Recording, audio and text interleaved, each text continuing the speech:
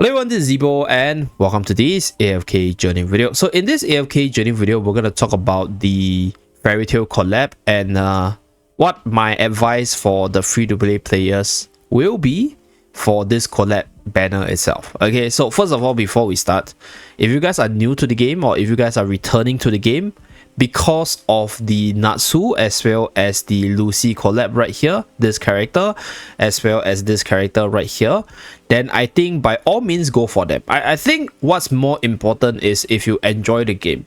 If you came back to the game specifically for these two units, then you should actually go for them and not care too much about, you know, like what the future meta will be or what the current meta is, because these two characters is what you came back for and you will enjoy yourself doing that. Okay, but if you are a player that just joined the game and you kind of want to have, I'll say, like more gameplay viability moving forward, I would say that Natsu is a little bit tough. Lucy is, I'll say, generally usable. So let me explain why. Because both of them, they have their own niches. So Natsu is this like super powerful nuker, more so on the PvP side because his EX weapon is not so usable on the PvE end because it doesn't work on the bosses. If his HP reduction skill, right, is able to work on the boss, this unit will be quite powerful on the bossing side. Unfortunately, this skill doesn't work on the boss, so a lot of the bossing contents basically makes Natsu not as good. So he is in the best team for Ravage Realm, but then, like, you know, it is very specific to that specific setup for that specific class as well as for like that specific event. So on a day-to-day Dream Realm basis, I don't see Natsu being good unless this part of the skill is viable for any of the bosses. If there's a game mode where this part of the skill becomes viable, I think Natsu is going to be an insanely good bosser. But at least without the unlock of this skill on the bosses, maybe not so much, at least in most of the Dream Realm bosses. On the PvE side, Natsu's massive damage is good, but there are a lot of other units that does as much damage and survives way better and is a lot more synergistic with other units, right? Units like Bonnie, units like Shemira, they're all really good magical damage dealer, and specifically Shemira is able to be obtainable from the banner currently. So for today's video, I'm going to pull for her as I'm speaking later. So like basically Shemira is also a massive DPS damage dealer similar to Natsu, although Natsu does have some viability in terms of the modes. So you have the Lightning Fire Dragon, you have the Fire Dragon King mode. So to put it simply, Lightning Fire Dragon is a little bit of DPS with some control, and Fire Dragon King mode is the full DPS mode for this unit. So overall, I think Natsu does have some flexibility, does have some utility together with DPS, but you have better options which I'll say like is a lot better for bossing and basically excels at the game mode that Natsu excels at as well. So generally speaking, I think if you want to force your way into using Natsu, AFK stages is usable because you have Lightning Fire Dragon mode where you have control with AoE.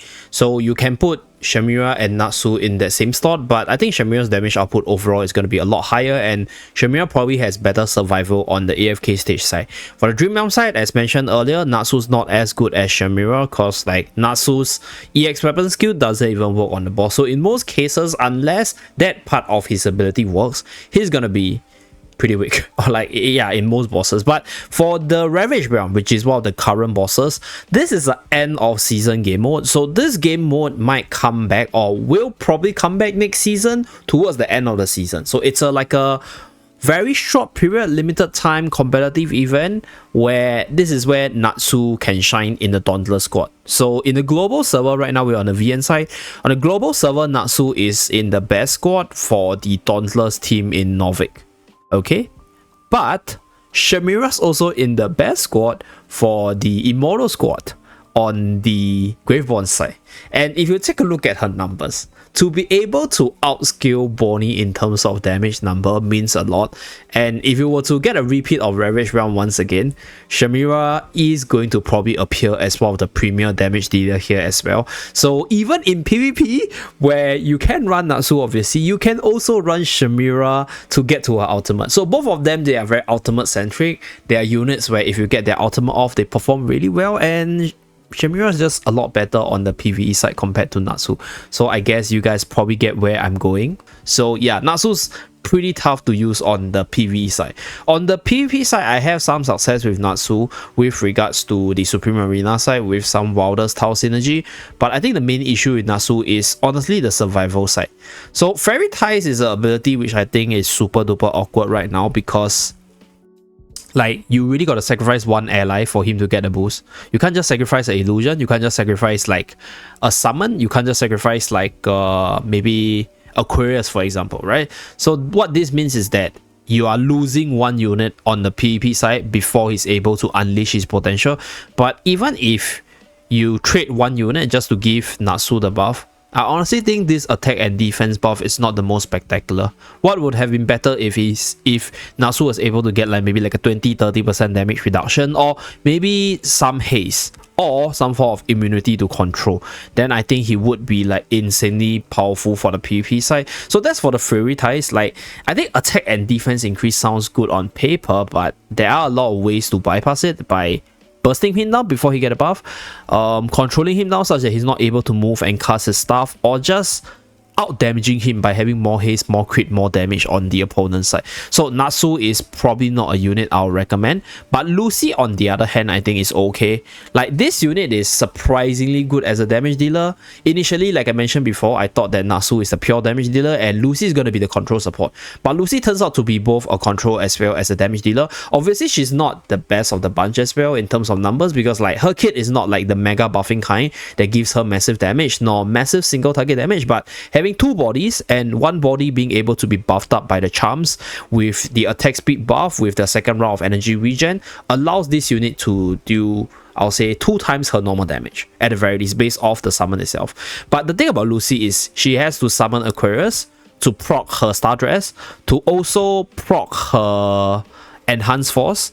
I think Water Barrier can be cast. Oh yeah, you can only get Water Barrier when you're in Star Dress or when Aquarius is on the battlefield. So technically for Lucy's case, right, the only kit that works before you summon Aquarius is Lucy Kick. So like, it is not hard to get off the summon because she has 700 initial energy, but then like if your goal is to bomb Lucy to be the mega carry and your opponent runs like a Dan or like a Lily May, or in the future other units that can counter her ultimate, then you will be able to disable her for quite a bit before she's able to come online. So that's for Lucy. But I think in terms of like the bossing side, in terms of just doing damage, Lucy is actually not bad with control built into her kit. So out of Lucy and Natsu, I think Lucy's a little bit better, at least based on the first few days of testing. So for my free-to-play account, from a free-to-play angle, I'm gonna go for Shemira, because yeah, like I think Shemira is just a unit which is generally versatile and really strong, and moving forward I do see Shemira being more useful in the early game, with magical damage being the thing. There could be a possibility that Natsu's magical damage output as well as Lucy's magical damage output could be decently good for the pre-endless bosses, but I don't think I'll regret on Shemira because her damage number is impressive. She has a decent track record, and I think she won't fall off too much, at least on the number side, based on my past experiences with regards to all the different OP damage dealers, right? So when Lily May got released, Lily May's damage output was impressive. Moving forward into the next season, still really good. And then Bonnie as well, when Bonnie got released, Bonnie's really good. Moving towards the next season, still really good as well, right? Are they the best of their class? Maybe not, but like moving forward, I think Shemira's damage output should still be good given the track record that she already has. So from a free-to-play angle, what I would advise for most of you guys as a free-to-play player would be, if you want to chase after the meta, Shemira is probably the better unit as an overall meta unit.